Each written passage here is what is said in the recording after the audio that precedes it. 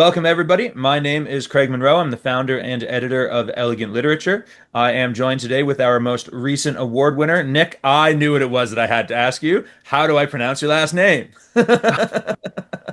Bernat. Nick Bernat. Fantastic. So Nick Bernat has won the 44th installment of the Elegant Literature Award for New Writers. That was the Wishes and Warnings theme, and his story can be read in that corresponding issue of the magazine, free to download on our website. The story is called is it Baptiste or Baptiste Chronicle? Baptiste Canticle. Baptiste. And Nick won with the story, the Baptiste Canticle. Fantastic story. Nick, first question, before I say first question, congratulations on winning the contest. You have won the $3,000 award for new writers. How does that make you feel? I feel pretty good. Thank you. It'd be hard to feel another way. How did you feel when you saw your name in the magazine with contest winner underneath? Can you walk us through what happened? Did you run into another room and tell your family? Where were you when it happened? What was the emotions going through you? I um I had just gotten out of the shower, so I was sitting there in my bathrobe and I clicked on it and you can see the first page. I didn't see anything in HM or in the contents. And then right below the next content, I saw my name and I was like, my jaw dropped. And then I scrolled down and I saw that it was, I know you're not supposed to skip ahead, but I did to see the content. Just, Everybody whose name appears in the table of contents, they skip ahead. I know they do. I know. But I saw a contest winner and it somehow dropped further. And I just sat there staring at it, I think, for like 10 or 15 minutes. And then I immediately pressed print. And I went downstairs to my basement and it's like printing off, my printer actually fell off the shelf that it was on because, so many papers printed out from the magazine. But Because I you picked hit that up. 100 cop. Oh, you printed the whole magazine. No, I thought you were no, yeah, just printing the winner no, page and no, just I 100 printed. copies of the winner page and staple it up around your neighborhood. It was just the magazine actually. But the magazine itself brought the printer down. I put that back up, got it going. I brought it up. My wife was in the kitchen. We had just put our kids down and I thumped it onto the table and she turned around. She's like, "What is that?" So yeah, we had a bit of a celebration. Oh, fantastic. I love to hear the stories of that. And for anybody who is watching this video and hasn't, for whatever reason, read your story, should absolutely stop the video right here because we are going to be spoiling the story. We're going to be talking about it. Lots of really great things, really well written, really great story, lots of emotion in there. You pause the video, go download the magazine. You can print it out if you want, but you can also read it online on our website at elegantliterature.com/magazine. That's free to read. Nick's story is in there. You should definitely go read it and then come back to this conversation because it's going to make a lot more sense when you do. But Nick, just to give anybody who has read your story when it came out a little refresher, and just to hear about it in your own words, could you give us like a 1 minute kind of tell us what the story is about? You can have spoilers in here because everybody at this point should have read it. Sure. It's a story about generational trauma and uh how a family kind of deals with that in the present. Um, Specifically, it takes place in Louisiana in the 70s. And it's just about, it's just in between 2 days here where our main character, Gigi, she goes to what was previously her doctor. He still acts as a doctor, but now he sort of, has leaned a little bit into, more folk practices in terms of healing people. And he offers a solution for, something that's been weighing on her, which is her hand in sort of not allowing her nephew to get a vaccine, which would have helped his polio. So he offers a sort of solution for that. And in the midst of that solution, they're accosted by the ancestors of kind of who started this trauma years and years ago, back in the 1910s. And the ending is purposefully ambiguous. So it kind of takes away to kind of, I guess, what would be to explain what happens there. I am so relieved to hear you say that because sometimes when I am judging the contest and specifically when I'm writing the judges' comments, I get a little nervous that I didn't interpret the story right, or I read it in a way that was totally opposite from what the author had intended. And that because at that point I'm directly commenting on your piece of art and without having had the opportunity to have spoken with you or really know a whole lot about you. And so in my comments, I believe I talked about how the ending was a bit ambiguous and there was different interpretations of it. So I'm really glad to hear you say that it was intended to be that way. Um, I and was thrilled to read your judge's comments. I thought that you had a real understanding, specifically about the end, but also some other parts, as to what my intentions were. So that makes me feel much better because it's always a little nerve-wracking when did I spend this whole judge's comments talking about something that the author didn't even want to consider, and I've just so very glad about that. Yeah, really really interesting with the ambiguity of the ending. Um, and how did you want the readers to interpret that? Like you left it ambiguous on purpose. Is there a specific way, a specific interpretation that you yourself hold? And is there a way that you'd like readers to interpret it, or that that's I I'm love, having a hard time articulating this question. It's a little ambiguous of a question, yeah, but I think you're getting the gist of what I'm saying here. I love that question. I love that question. It's sort of like a way to get someone to reveal what they meant, even though they meant for it to be ambiguous. David Lynch, I think, has a quote about this that I cannot remember right now, but it's essentially like, you know, any sort of thing that I would say would be my intention from it would take away from it. My preference for almost any single ending that I write is generally to be a little bit ambiguous, to leave things a little bit open. So I guess I do have in my mind an idea But of you're what not happened telling. when I was writing it, but I don't think I would tell it. No, I really, Why are we even having this interview? no, I really No, that's like okay. You're absolutely correct. Like and it's very good technique as well, especially with short stories. With novels, when you leave it too ambiguous, people get a little. Sometimes they feel cheated that they invested so much time and energy into feeling along with the characters in a novel that that it's too ambiguous in the end, and they wanted some closure, they wanted some satisfaction. But in a short story specifically, those ambiguous endings can often leave the readers with some questions, and that allows the story to linger in your mind. As the Baptiste Chronicle Canticles, why do I keep saying Chronicles? I know it's the Canticles. As the Baptiste Canticle did with me is I read it several times throughout the this reading process and the judging, and then of course again when I'm kind of analyzing it more in depth with writing the judges' comments. But leaving those questions and leaving it ambiguous kind of lets it linger with the readers, and lets it kind of makes that story stick with them and stand out a lot more than. Not always. Like some that are very conclusive are also very powerful and impactful. I'm not saying that I do not want to see 200 ambiguous ending stories in the next issue. Please don't take my meaning to be that. I'm just saying it is one of many techniques, and it is a very good technique for leaving things lingering in the reader's minds. And you did it certainly very well there. Obviously, since it lingered with me, it was chosen as the award-winning story, and I wrote an entire judge's comments on how it was ambiguous in the ending. So fantastic stuff. Um, it was, you mentioned it dealt with a lot of trauma.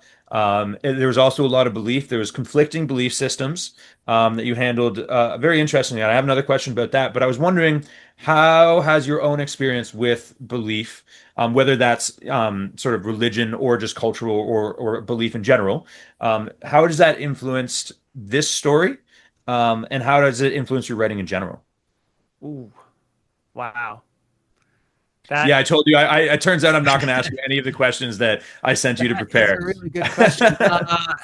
Well, oh boy.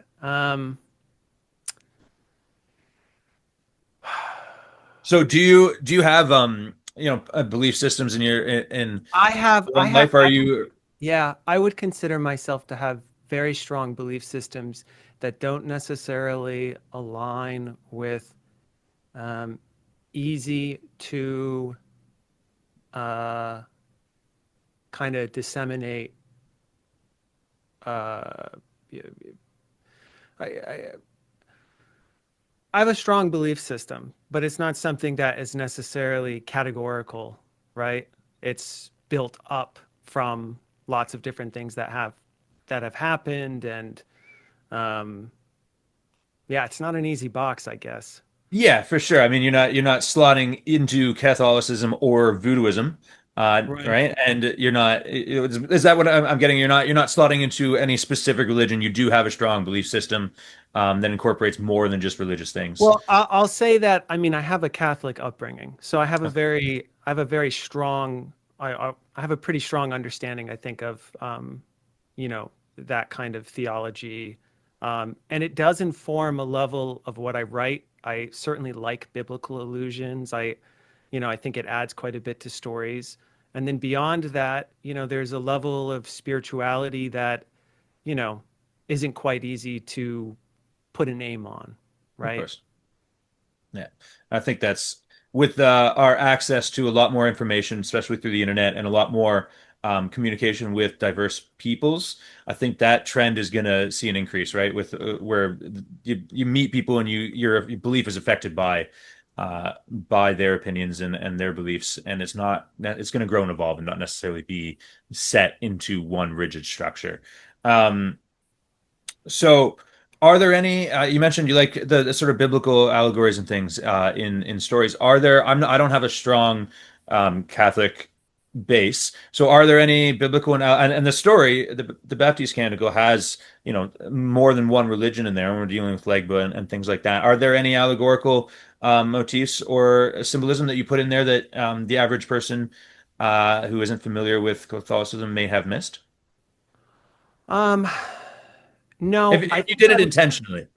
I think I was pretty straightforward. And you called attention to it. The line from Matthew there. That's one that I, particularly like, and I think it worked well within the story.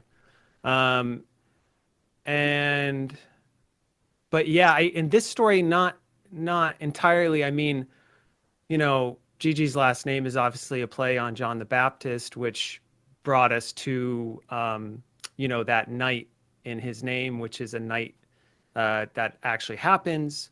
So there's a couple things that are kind of combined there, but not necessarily a strict illusion, I would say. Yeah.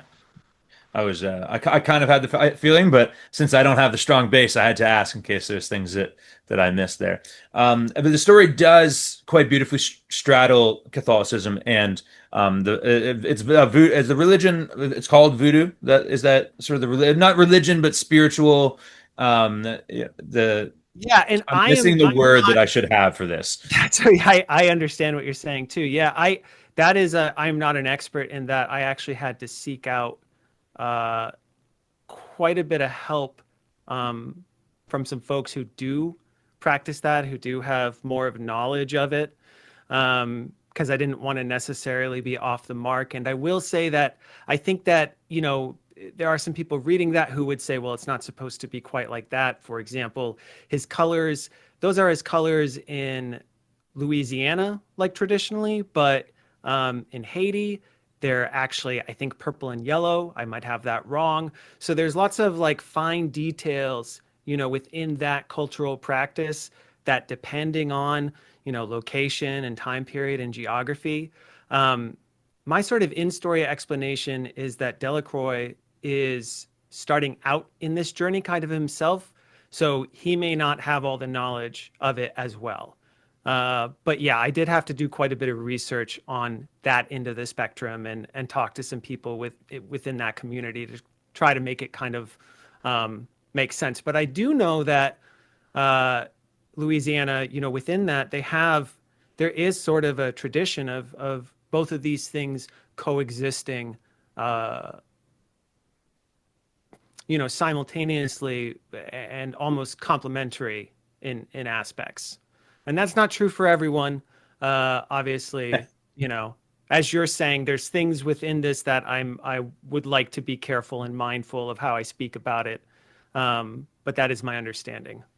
Yeah, definitely. And I mean, you did such a good job at straddling both of those sort of religious belief systems. And I'm using the word religious for voodoo. I could be wrong in that context. So I'm sorry, anybody who's watching this who may be willing to That's my call me out on understanding. that. So yeah. But how did you approach blending them within your story? And you said you just mentioned that they are in that region. They are Mhm. they both exist, and many people kind of have that blend. How did you approach blending them in the story with sort of the nuance and respect that you're clearly afforded them within the story, and clearly while you're speaking with me now, are trying to afford them in articulating what we're talking about? Yeah, you pointed towards something in the judge's comment, which, with something like this, I was I'll be honest, I had a fair amount of concern writing it because I'm writing outside of my comfort zone, at least halfway outside of my comfort zone, and I'm wanting to be respectful. I'm certainly not trying to say, you know, something is wrong. I'm trying to say to your question here, I'm trying to say, and to what you picked up on, that there's many different ways that we kind of approach something when something happens to us that and we're looking for meaning, right?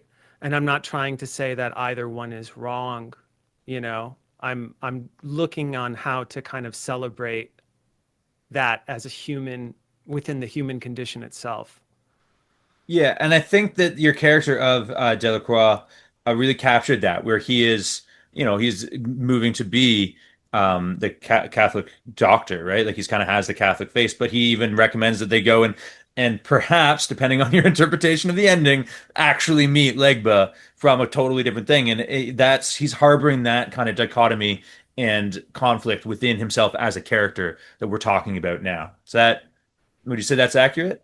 Yeah, yeah, with his character, it's I don't want to say trope, but it falls into that kind of spiritual teacher who kind of sees above uh, the categorization and kind of gets to the root of um, what it is the person needs. And there's different ways you can tell someone what they might need, and there's different ways to speak to that.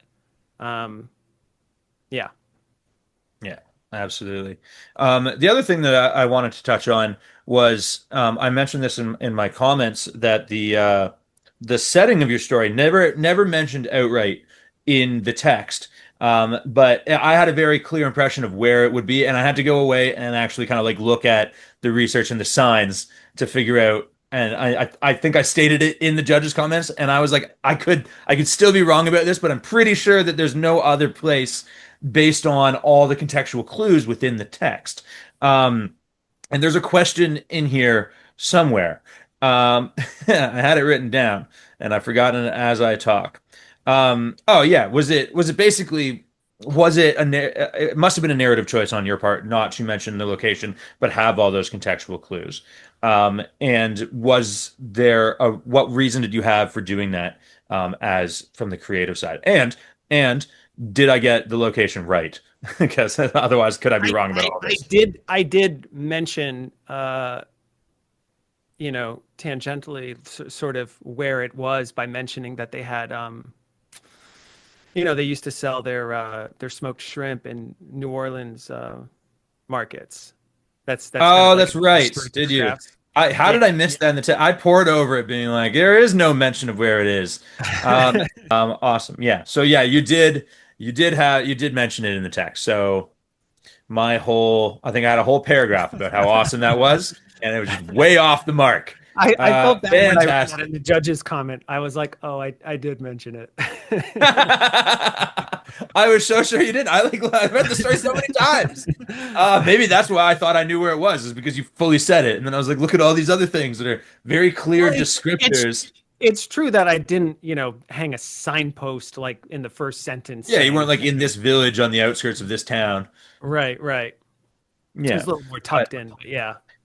so to rephrase, um, I mean, this is more of a comment than a question because in this case, you did sort of tangentially mention it then, but you also beautifully captured the atmosphere of what of that place, of that setting, the sort of the bayous and the misty feeling of it and the kind of swampy, the floods, the shrimp, everything. It was very, very well done. It really gave me a grounding in a sense of atmosphere and setting, even if me as a professional reader missed the obvious clue for where it was set. It really gave that atmospheric, and I think the atmosphere that you created with those details heightened the emotional appeal of the story and tied very well into sort of that trauma and the generational struggle that was going on.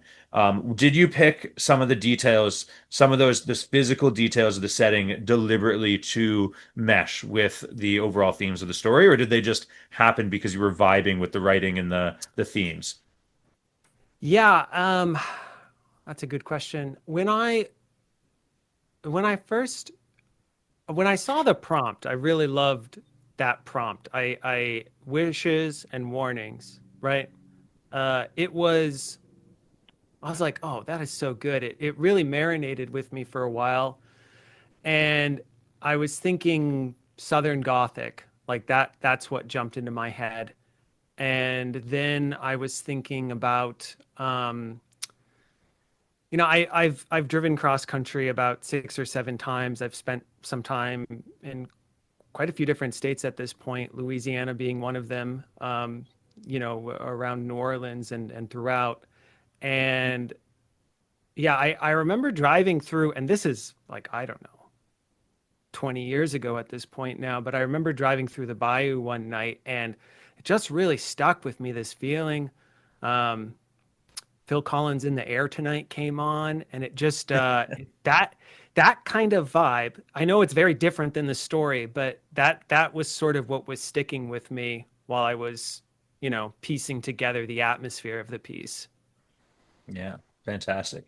So interesting how music can really inform the writing Yeah. process. Even when it's not quite the same, it's like an emotional trigger for you that is bringing you to the place to be that you want to be to write the story in. So I always find that so fascinating. Do you often use music Oh as a yeah. writing aid?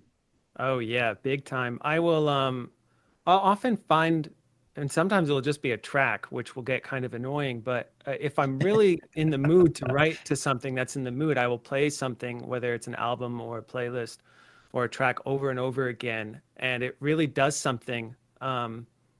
It really does something in your wavelengths up there, I feel, you know? Yeah, certainly. Absolutely. Do you make playlists for, if you have a piece that you're writing? I should ask you before you answer that, are you let's talk a little bit just to shift gears very quickly. Let's talk about Sure. your typical writing. Like because this was a short story. You've won the short story. I believe in the biography or in the bio section that you submitted to us that we published in the magazine. You're also you're a filmmaker kind of primarily, and this is your more of your first foray into prose fiction. Do I have that right, or is it where are you at in the creative Yeah, I mean, mediums? I they sort of came up together, I guess. I would write when I was in high school and middle school and elementary school, I would write a lot. And I would also, in high school, I volunteered at our local cable access channel. So I made a lot of short films. I had a TV show for a couple years. Um, and then, after college, I didn't write, I didn't make anything for about 15 or so years, I'd say. And we moved this is my home state. We moved from California back to here, and after we kind of got settled down, I was like, all right, now is the time to start, making films and writing again. But the writing primarily was born 3 years ago, just for you know screenplays for script writing.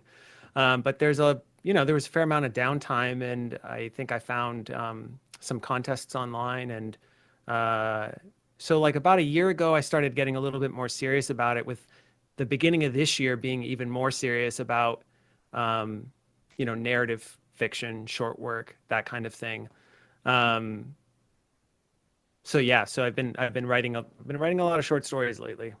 Sure. When you mentioned that, writing high school and middle school and earlier, was that like prose fiction? Was that in narrative fiction that you're kind of dabbling with, or you just Yeah. experimenting with different things, or was it always screenwriting up until sort of No, earlier this no, year? no, no. I mean, I wrote a couple short screenplays, but just to actually make the movie, not anything like on spec now, in high school. And then, yeah, in high school, it was primarily, short stories, poetry, that kind of thing. Yeah, fantastic. So you started writing, you started taking it more seriously at the beginning of this year, and Yeah, did you submit to Elegant Literature a couple of times before this publication? I did. Yeah, I submitted the past 2 months. So as soon as I heard out about it, I submitted one and then a second one, and this was the third.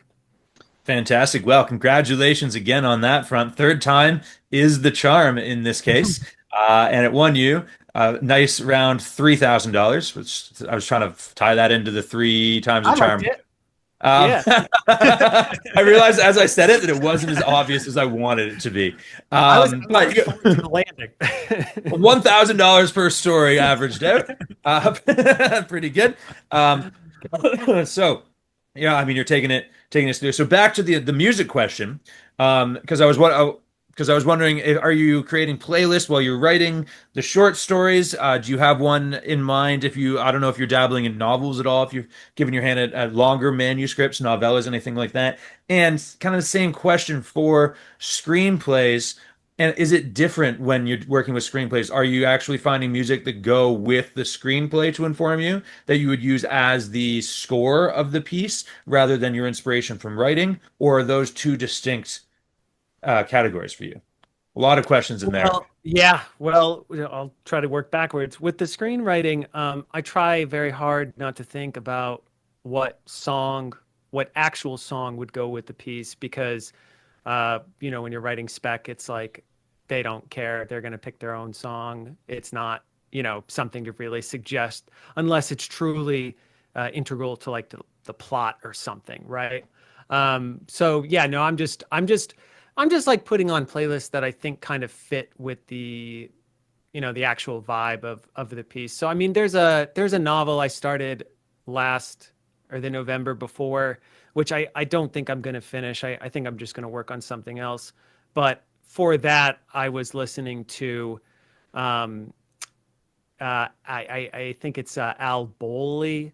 It's if you ever listen to The Shining, it's that sort of spooky kind of 30s crooning type music.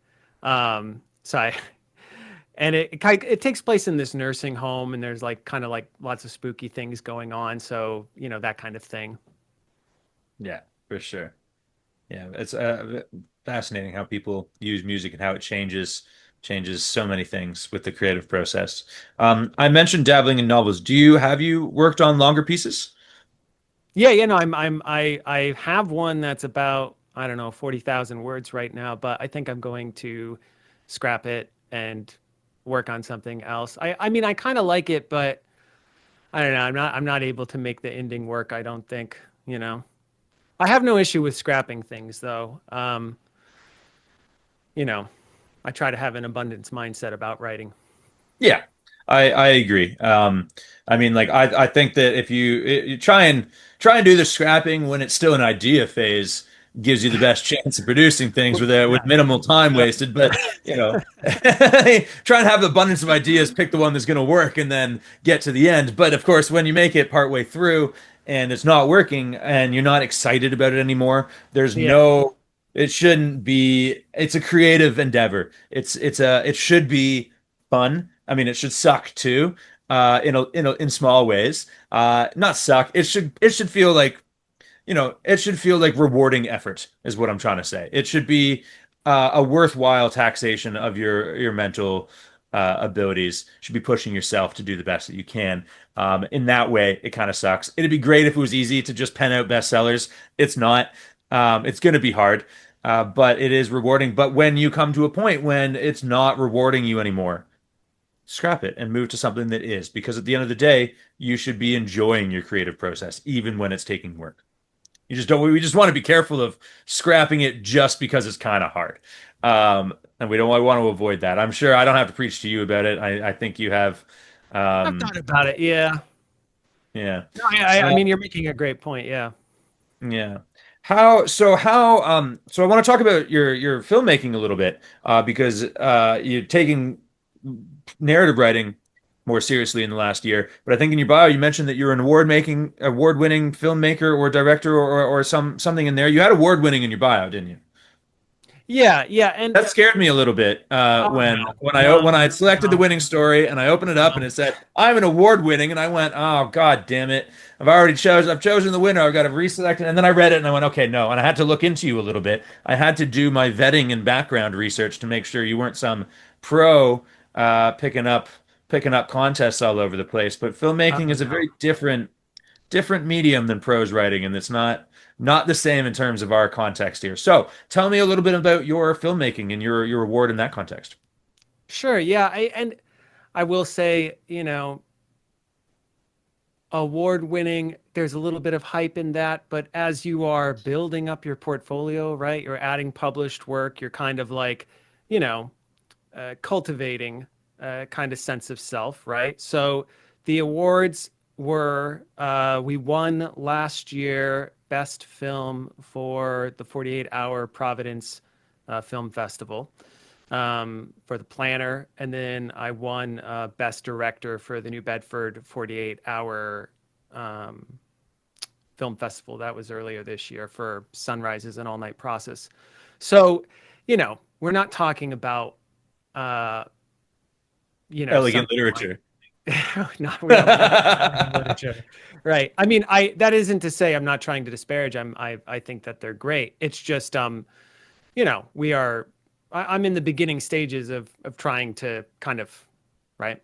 Um, Of course. but yeah, I've always loved film. I loved film from when I was a kid, and it's what I originally went to college to go do. Things changed, but then I think that happens with a lot of people when they get older. Somehow, this kind of original love creeps back into you, and you kind of are like in a better place to approach it. So I sought out some friends from before, and we started making films pretty regularly, and each year I'm making more films, and um, yeah, I mean, I just love to do it. I love to write, and I love to see that visualized. I try to think visually. I think the filmmaking helps inform the writing a lot, because something that I really try to take great care with when writing is blocking, which is something that if I'm reading some other writing and I can't imagine it that well, I get a little bit lost. So I always try to make pretty clear like where people are. And sometimes you don't need to do that. I understand that as well. But in situations where clarity matters, um, I try to point to that. Yeah, absolutely. Filmmaking, I've always thought, is so fascinating. I've been getting into it more recently in what spare time I have, which is not a lot, but trying to learn a little bit more about it. How did you learn? It sounds like, you kind of got back into it. You got that group of friends and you started doing. Did you get any education in it? Is there a book or a YouTube channel that you use that really helped you get the basics and get started? Or did you really just grab a handheld and get out into the field and just shoot some shitty movies to figure it out?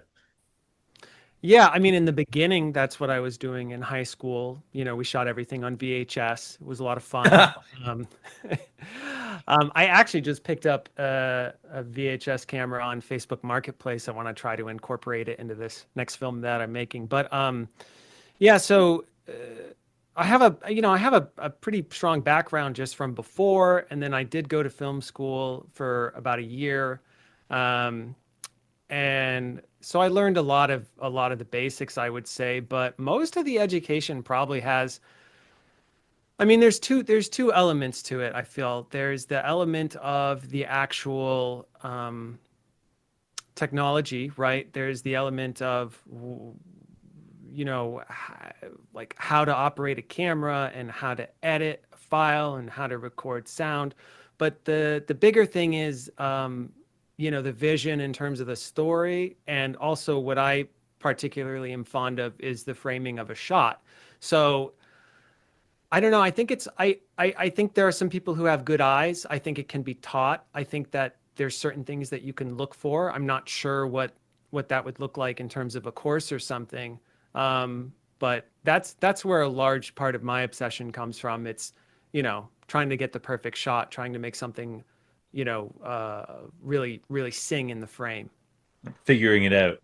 So Yeah. like it's the problem solving because it's like filmmaking, like writing narrative fiction, especially with the longer works, the problem solving comes from the plot and trying to make like a lot of trying to make the plot elements work at the right time, trying to make the characters do what you want them to do instead of listening to them. In some cases, with filmmaking, the problems come from that. Like you have those same similar problems with the storytelling aspect of it, but you also got the problems of shooting and how to make it look good on the screen, how to convey not only how to write what you want to convey, but also how to like visually convey it in the way. And there's even more possible.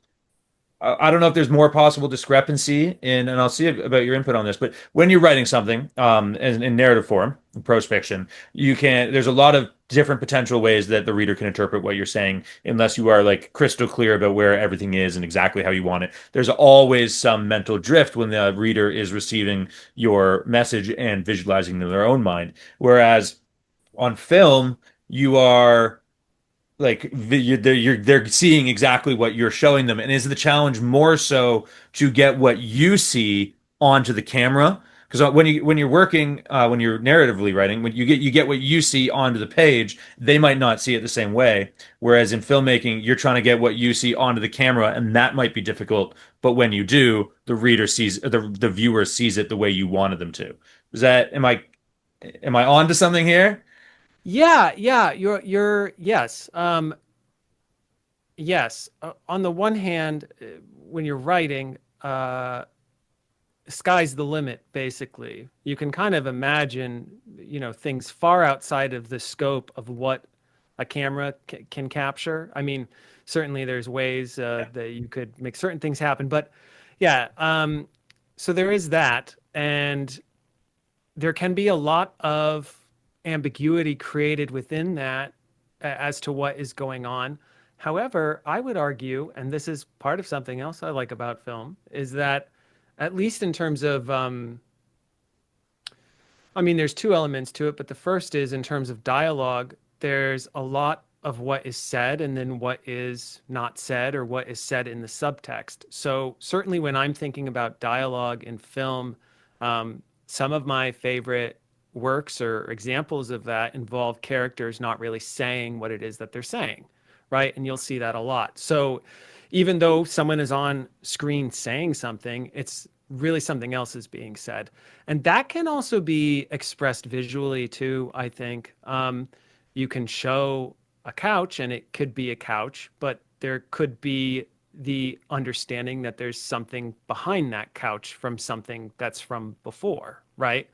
Um, so there is quite a few other layers to it as well, I would say. Um, in terms of writing for myself to film things, you are certainly a little bit more boxed in with what it is that you can kind of put out there, with what one has access to. Yeah. Does that That answer the question? Yeah, I mean, I'm not even sure really what I was asking. I was just looking to try and get you to talk more about filmmaking because I personally find it fascinating. I know, like, Elegant Literature is a short story magazine and a community basically, but a lot of our community doesn't just most short story writers aren't looking to write short stories for a living. That's not what they want to do. Most of them want to be novelists, and a large subset of them also want to be filmmakers. Like, when you are a creative, you're often creative despite the medium, right? Like you're often interested in lots of things. Not like myself, I like to write stories, do it as a hobby. I love to read stories. That's my favorite thing. Obviously, that's why I'm a publisher. And but then there's my interest in filmmaking as well, in screenwriting and in the actual act of making the film. I haven't done much with it. I don't have a lot of time to do a whole lot of other things, but I'm very fascinated to hear you talk about it. But it's just like a lot of creatives also like to draw. And they like to do art or they like to do painting or other like there's lots of different creative mediums, and most people don't fall into just one subset of those. They like to kind of dabble in lots of them. And it's always really fascinating to get the opinion and perspective of somebody who is, started doing, amateur narrative prose stuff and then took filmmaking seriously and has returned to the prose with a more serious intent and a different perspective from the filmmaking and from what a lot of people are coming into prose fiction with. Just like how I meet some people who coming from journalism into prose, and their writing styles can often be very different, a lot shorter, a lot choppier, a lot saying a lot with few words versus somebody coming from novel writing into short story writing can often find that they're pushing the boundaries of what they can tell in the story because they're writing verbosely like they otherwise do. So, same thing with filmmaking. Just really fascinating to hear you speak about it. I do want to bring it back to the winning story. I will mention you've won the awards that you won in filmmaking. Now you've won an award in prose fiction. You are now you can confidently call yourself a multi-award winning creative artist. So congratulations on that. I hope that makes you feel good. Are you going to use that in future bios for things? I might, like I said, I always feel a little bit, you kind of want to build it up a bit. You You know what I feel a little mean? pretentious sometimes using it, unless it's like the biggest award, the top award you could possibly get. You're like, that's when I've won an Well, award. I don't But know. I've seen other people do it. So I suppose I'm kind of like, you know, yeah. It's like yeah, dressing for the job you want, right? yeah, absolutely. Yeah. Yeah. So was the Baptiste Canticle, is this your first publication of short fiction? I had a publication in Globe Soup like a month before. It was Oh, about fantastic. yeah, but that was so it was that and then this. And does Globe Soup pay as well? They do. Oh, Not fantastic. not not not EL bucks, but yeah. Yeah. Well, fantastic. Two paid publications back to back, one of them winning a pretty significant award. That's got to feel good. What are your plans going forward now? Because you've obviously reached the highest you could possibly go in short fiction, winning the Elegant Literature Award. You can't go any higher than that. So, what is your plan? What's your plan going forward from here? Um, With narrative writing, are you going to continue to sort of pursue it seriously? Are you is this giving you the confidence boost to pursue it more, like put more time into it, or are you going to kind of continue on as you were? You're happy with the life balance that you've got with the different artistic endeavors you've got. no, I mean I was submitting I've probably submitted like 20 or 25 stories this year in contests, I think, up to this point so far. So there's two that are out right now that are in the final stages for NYC Midnight. Um, One is for the I don't know, it's like the short story one. And the other one is for screenwriting, which I'm really excited to see what the results for that are. I did take a bit of a break in July, honestly, when I saw it's funny that you say this because when I saw that I won this, I my brain did stop thinking about writing for about 2 weeks, which was nice. I've done it. I've achieved. I can take a break and sit But back. but after July, I think I'm going to pick it back up again. I think there's some writing battle ones coming up. I submitted to some publications for publishing of some stories from before that I'm waiting to hear back on, and there's some I heard back no. But yeah, I might have mentioned this already, but I find that every rejection hurts less the more that you have floating out there. So I try to keep like a lot, you Yeah. know, coming through. That's a great way to look at it. The more you have out there, the less each one hurts. Yeah. Yeah, I always encourage people to you get as a especially as an artist that is deliberately putting your work out there for acceptance or rejection. You really have to distance yourself as a person Mhm. and your emotions from any one project. A lot of people will, they work really hard on that one piece and they send it out and they wait because they think that's the one, and then they get the rejection and it's crushing because they've pinned themselves as a person and as an artist to the success or failure of that one piece.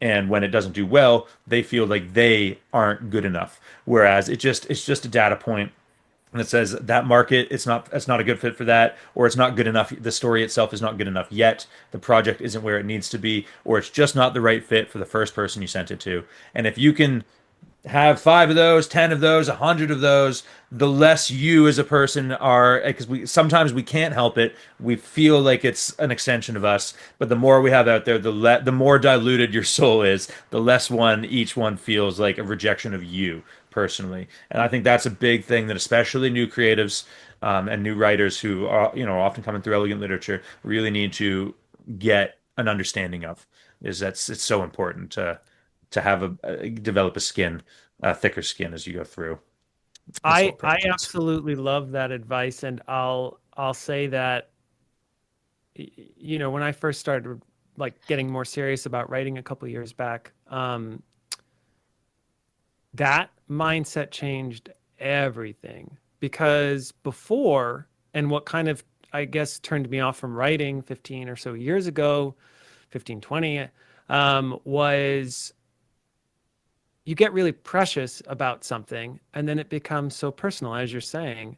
And I try to not do that at all now, and it's completely changed. I mean, there's always another story out there.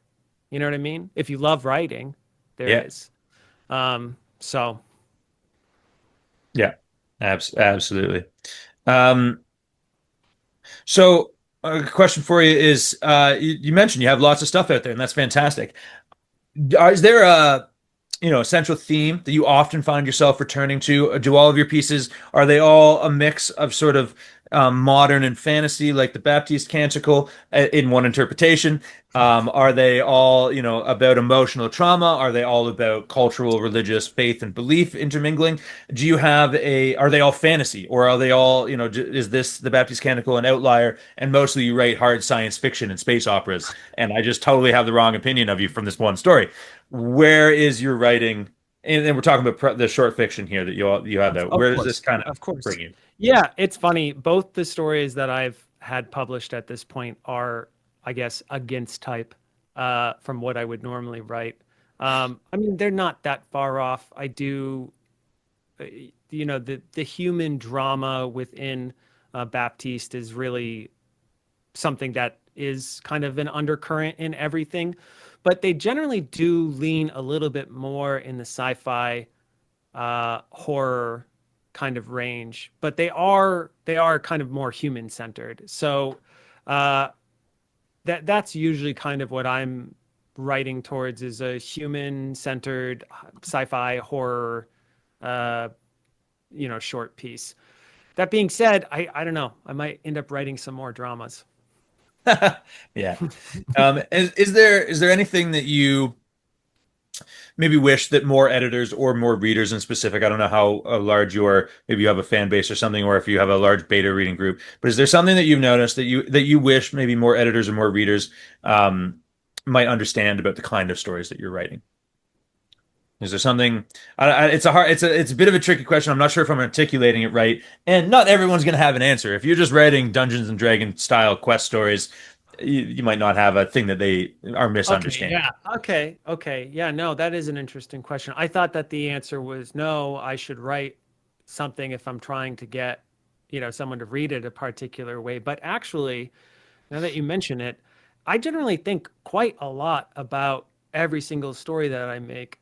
Each one is kind of like a puzzle, putting together the pieces, the end and the beginning being related in some way.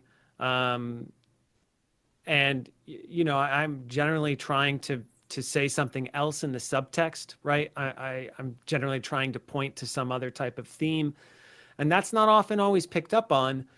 um but that again, that might point more towards me not doing it deftly enough, I suppose.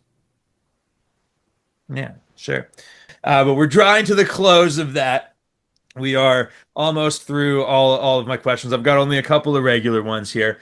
Um, but one that I wanted to ask before we kind of move into the final stages of this is you mentioned that you spent a little bit of time in Louisiana, and then that's where the Phil Collins song came from.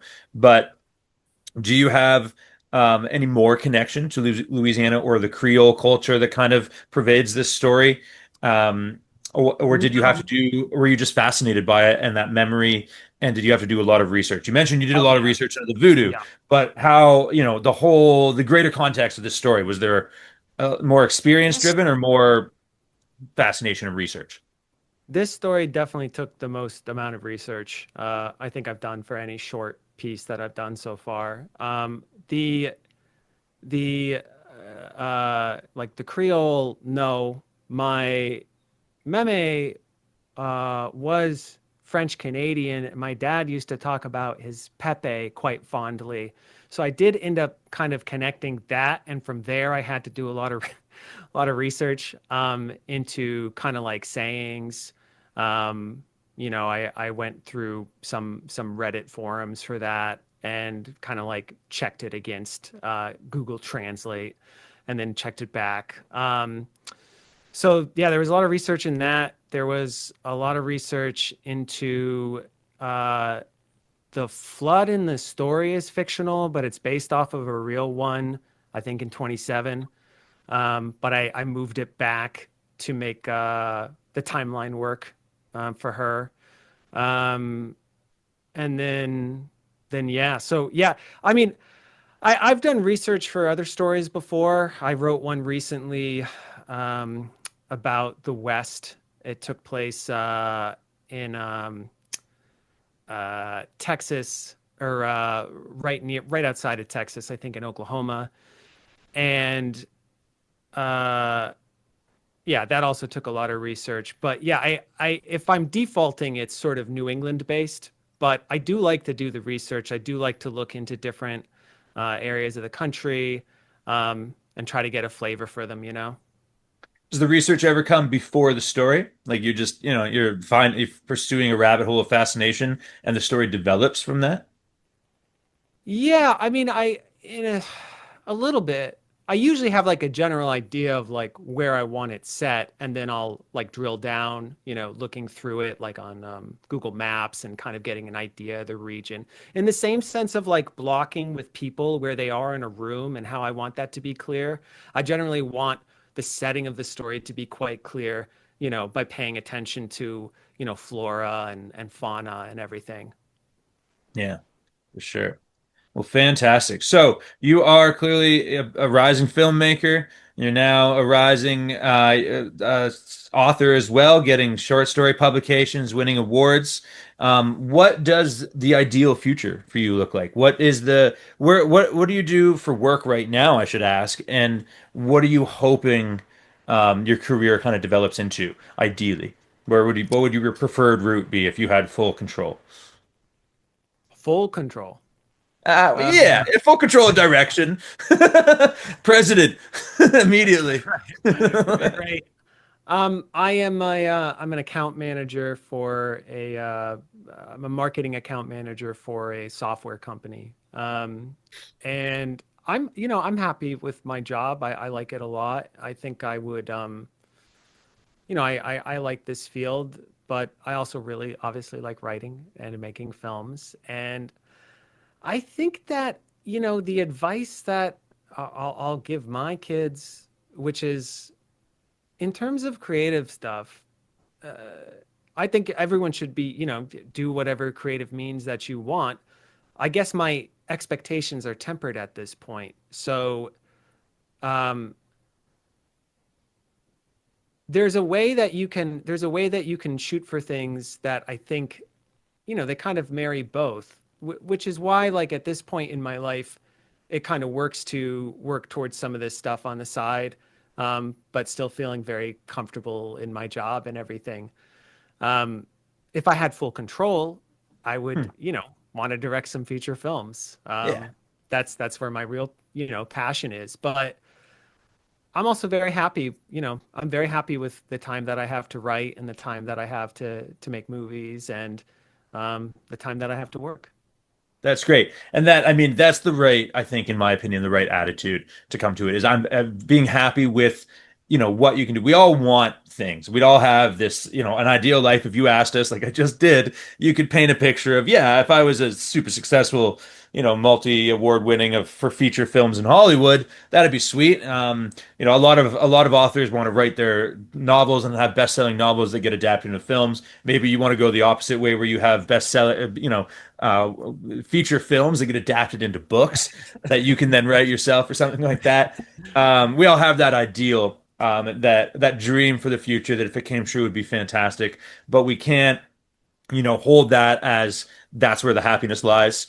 And we just have to work to get there. Like you have to be happy with what you're doing now. You've got your wife. I don't know if you mentioned you had kids. Are you thinking Mhm. or eventually have Yeah, kids? kids. Yeah. Yeah, have kids. You have that. You have time for your work that supports that kind of lifestyle, while also having time to do multiple creative pursuits, making films, and there's a lot of joy to be had in that. Even if you never become the biggest name in Hollywood, that's not an idea, a reasonable consideration for most people. And we have to be happy with what we got. I've been thinking about this a lot recently, about how. What I'm talking about here, we're kind of like dreaming of the future. You're not living happily in the present. Like you got to be taken for Mhm. granted, not taken for granted. You got to be looking at and valuing what you have now. You can't be living in the dream of the future, or you're not going to ever really get there. But likewise, you also can't be living in a nostalgic past. A lot of Mhm. people are really, you're buying a VHS player for your next movie. You're using it for in the next movie, maybe. Some people just buy a VHS player because VHS players are better. Vinyls are better. A nostalgia for a past that was better and a dream of a future that will be better than now, and you're left living now in this moment of this the least of the three, past, present, and future. That makes no sense. The present has to be a high valued thing. Obviously it doesn't apply to everybody. If you're in an actual terrible situation or something like that, the present doesn't have to be the best thing you have. But when things are going okay, I think that I've been thinking about this recently. It has nothing to do with what we're talking about. I've just been thinking about it. Is that you No, want to be valuing your present activities and your present yeah, minds and your present abilities as much as you can to be happy and not living for the happiness that it comes in the past or the future. I agree completely. And I would also say that in terms of like Hollywood was certainly a thought that I had when I was younger, but now I'm much more of the mindset of, I'll do it myself. Like, in other words, I mean, with lots of help and other people and everything, but Yeah. in the same way, that you've created EL because of what you noticed within the publishing world and everything and what you wanted to bring to it. You don't need Hollywood to make a feature film. Um, you can do it yourself. I mean, there's a lot to it and there's a lot involved, but I'm just saying that there's a barrier to entry that technology has opened up for a lot of things that, Yeah. going along with what you're saying, there's, I would be, yeah, I'm But happy now and I would be happy if I could make and that's something myself, that's the root of it. Yeah. Yeah, technology has opened up, not only made it easier and more possible for us to do things. We have cameras in our hands now, in our pockets, Right. that can shoot pretty, not obviously the highest quality, but good enough to make something real nice Oh and bring yeah. your vision to life. When 20, 30 years ago, that technology was the realm of, you already had to be a successful filmmaker in order to get your hands on that good stuff. And likewise, it brings the community much better. If you live in a rural town, you can still get that community of filmmakers, and you can be, maybe you're out by yourself in the woods with like your little sister with your handheld making a movie, but you have a community of people to help critique it, give you ideas. You can plan with them, and even though it's just the two of you physically in the shot, you have a community that is supporting you in that you might not ever have been able to find before the sort of internet communities come along. And that's just, it makes it so much more accessible. Yeah, I believe these creative endeavors are moving sort of out of a gate kept uh, central authority and, into the hands of everybody. Yeah, yeah, it's nice to think about. And anybody who's listened to this and that you came here for the prose fiction and you watched all the way through the interview and you realize that we're actually talking about filmmaking this whole time. Anybody that's interested in this, I know. I asked you this question a little bit earlier. I'm just saying that I just wanted to add that because we're talking about this technology and ease of access and stuff.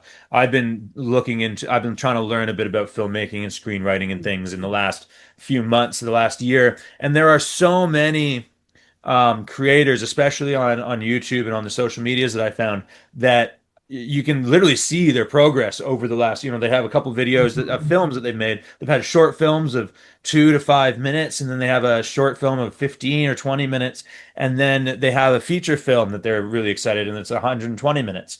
And you can see that they've been posting those over the last 4 years. They've been kind of growing, and you can see their skills increase, and that can be anyone. Like anyone can access that. It just takes the dedication to do it.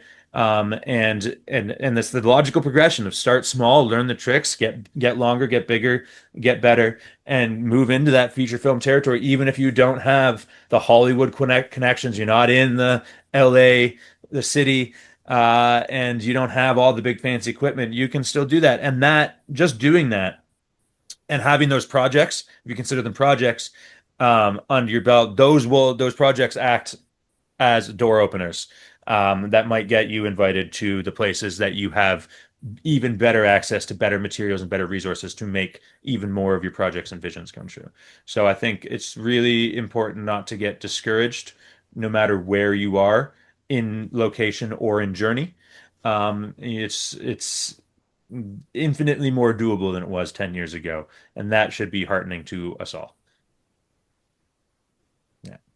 Okay, so back to the interview, um, which actually is pretty much Now it's wrapping up starting. here. Oh, Yeah, yeah, yeah. So, um, yeah, get creatives together. We can talk about anything forever. Pretty much at the end here.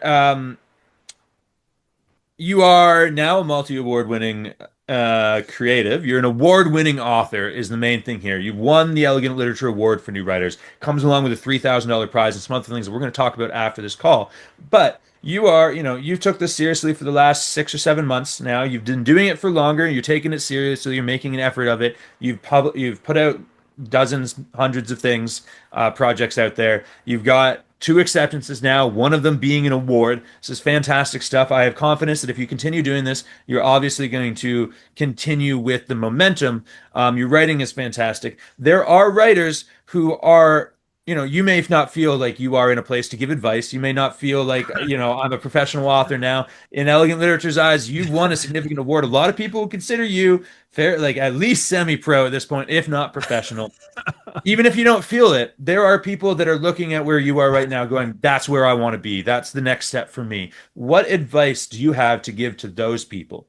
Or if that's feeling like too much, what advice can you give to yourself 1 year ago, 3 years ago, 5 years ago that you think might have helped you kind of make a couple leaps or understand something a little sooner? wow, yeah. Yeah, it's so funny to hear you say that because I certainly just, I am very excited. I'm very glad to have won, but I definitely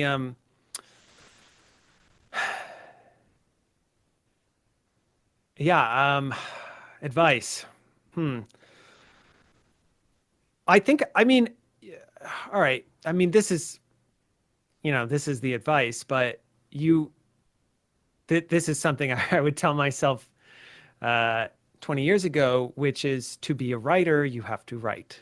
And that sounds really silly, but and it doesn't really feel like that to me anymore because there's this love of writing right now going on. But it used to feel painful, and I think the painfulness came from being precious. And I no longer feel precious. We talked about this briefly. I feel like there's literally thousands of stories, out there. And I think in the beginning, when you think about being a writer, I think what you're really trying to do is to tell like your story, kind of maybe, obliquely. Um, and you kind of get hung up on that because you have this story you want to tell, and maybe it has to do with you in some way or another, and it feels really personal. So some actual advice that I got about 2 to 3 years ago, which I feel like really opened up the floodgates for me, was you have to write that thing that you think that you've been writing. You have to actually just write it, whether or not it's good or bad, and kind of get it out of your system. So I wrote that thing, and it was okay. Uh, but now I don't feel like I have to write that anymore. Now I don't feel like there's this kind of personal attachment to anything. I mean, obviously there's personal experiences, like actually the story that I wrote before this one for EL was based off of a personal experience. But it was just one experience. It wasn't this kind of overarching narrative we tell ourselves about ourselves, which I feel like, I don't know, maybe this was just me, but back when I first started writing a long time ago, that's sort of what I thought that I was doing, is that I had something kind of important to say. And now I just feel like I'm much more focused on a good narrative or a good character or an interesting plot. Um, so there is a level of separation, um, with my own personal feeling about it. So yeah, the advice would be, if you feel like you're stuck on writing something, make sure that you write this thing that you feel like you should be writing first and kind of get it out of your system. And I think it will feel, it just feels fun writing after that. I don't know how else to describe it. It's what happened for me. And I read that in some writing book. I don't remember which one it was. I'm sorry to say, but Fantastic. I was doing everything I could to not make a sound during that advice giving because it was excellent. First of all, excellent advice, very well put as well, and infinitely, I think, usable. I think we'll be, I'm sure, slicing up this interview to disseminate across social media, and that I think is something that not only looks good for it to be on our channels, but also is something that so many people need to hear. I think we've kind of touched on it a little bit throughout this, but half the people aren't going to watch the whole interview. Though that soundbite is something that a lot of new writers definitely need to hear, and it's excellent advice. So thank you very much for that. And finally, my final sort of question, and this is very self-serving, testimonial generating thing. But how has elegant literature, do you feel that elegant literature has been a positive impact on your writing journey, and oh my how do you gosh. feel about, what we're doing here? I love what you're doing. I thought, there's quite a few different types of contests I've done this year and the last, but the way that elegant literature set up is, sort of the ideal, I would say. You have a month to write from a prompt. There's a certain amount of, so there, but the prompting itself is rather minimal. So you don't have to write a sci-fi story. You can write any type of story, but we are sort of all writing on the same playing field. And a month is actually the perfect amount of time to write. There's no way I could have written Baptiste without a month. There's ones where I've had to write them in 4 days or 3 days. This kind of story cannot be written in that amount of time. This took a month to write. It took a month. It took a week, 2 weeks of research, and then a week of writing, and then another week of editing, right? And I really like that. And um, yeah, I don't think I'm able to do them anymore, right? Since I won, which is sad. Unfortunately not. No, we'll get into that. Yeah. But yeah, EL definitely has the best format of any of the writing contests that I've done so far. Fantastic. Thank you. I appreciate that. Um, I am very glad to hear it as well because it is like I tried to set it up to be as as best it can be and to maximally help the most sort of emerging writers get their first publications and get that foothold, get that confidence boost. Yeah, let me just say too that there's certain some stories that you write towards prompts that I feel like if you're going to submit them somewhere else, you might have to change some things around because it's kind of feels very specific. And I love the other two stories that I wrote for EL, and I feel like they might have a home somewhere else. Even though they were written to prompt, they're very open. They don't feel or seem that way at all. You know what I mean? So no matter what, even if you aren't an HM or printed, I would, and I've baited for quite a few other writers for this too. They're all walking away with really complete stories. Absolutely. That's like one of the things that and a lot of writers tell me, especially a lot of winners, especially those that didn't get the third time the charm trick and that they've been submitting to elegant literature for 6 months before they get their first honorable mention. And then they rack up three or four more over the next 6 months. And then they start getting published and it's a year and a half in. And then, they're getting their published and then they win an award. A lot of them say that that's one of the best things about elegant literature is that they're generating a ton of content that they otherwise wouldn't have. If they're writing every month, a lot of people will take the yearly membership and just commit to writing one story every month. A lot of people view our, the membership fee of $10 a month as I have to write something this month because I've paid for it. And it's like that extra incentive, even though it's like the lowest price out of any contest. Submit 5 stories, and it's like $2 a story if you want to view it that way. But a lot of people say that they take it as the incentive to write something every single month, and they come out of a year with 12 stories that, even if they're not getting published with us, if they're winning an HM or they're not getting selected for anything, they've still got that story. And it's one, the experience that they've got from writing the story, the practice that they've gotten from working with a new technique that they wanted to try, and then they've got that story to submit elsewhere. And many of the stories that haven't found a home in elegant literature have gone on to get published in other publications. In our community, we have a Discord community.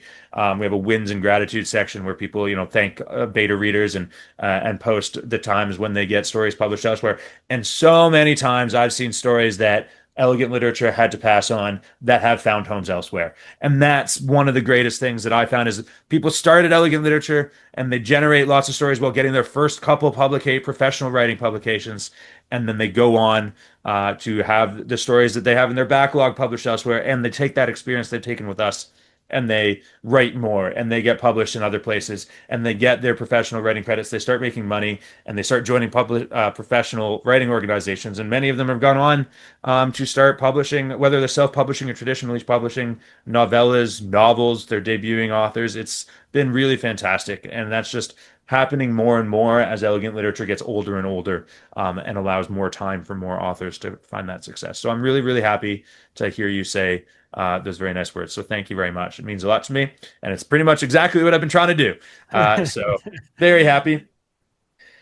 Nick, fantastic. It's in my opinion, your writing is wonderful. There's no way anybody made it to the end of this lengthy interview while not having gone and read your story. And if somehow you did, go read the thing. It is fantastic work. You can find his other piece. What's the name of it in Globe Soup?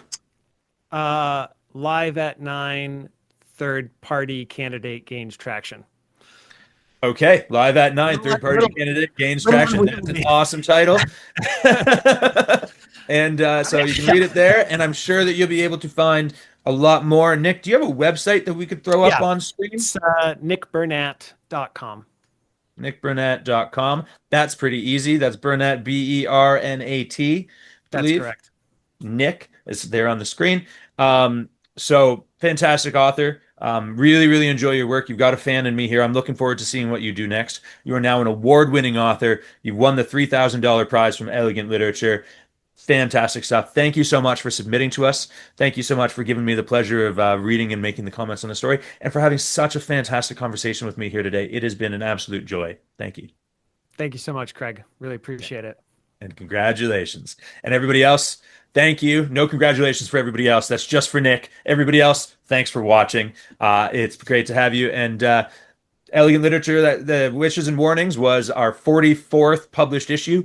All 44 issues are free to read on the website. That is 442 stories by I think it's over 300 authors at this point. Many of them on their very first professionally paid publication ever. Many of them on their very first publication ever. While winning an award-winning author in every issue, you can go read those all. It's hours and hours and hours of free reading by fantastic emerging authors. I hope you go and check it out. If you are an aspiring writer yourself, check us out. We pay professional rates, and we are only for new authors. All right, that is it from me. Fantastic. Thank you again, Nick, and congratulations. Thank you.